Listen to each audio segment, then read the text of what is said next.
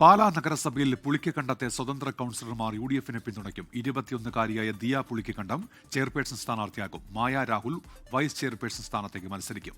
ബിനു പുളിക്കക്കണ്ടത്തിന്റെ ഉപാധികൾ UDF അംഗീകരിക്കുകയായിരുന്നു.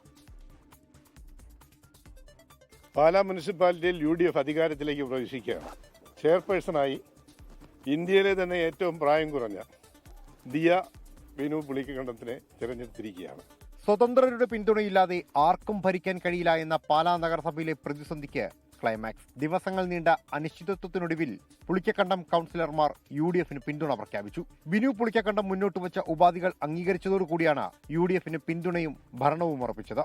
21-കാരി Diya Pulikkakandam chairperson സ്ഥാനാർത്ഥിയാകും. കഴിവിന്റെ പരമാവധി പാലയ്ക്ക് വേണ്ടി വിനിയോഗിക്കുമെന്ന് ദിയ. 21 വയസ്സിൽ ഇന്ത്യയിലെ യങ്ങസ്റ്റ് ആയിട്ടുള്ള ചെയർമാനായിട്ട് എനിക്ക് അവസരം ഇപ്പോൾ കിട്ടിയിരിക്കുകയാണ്.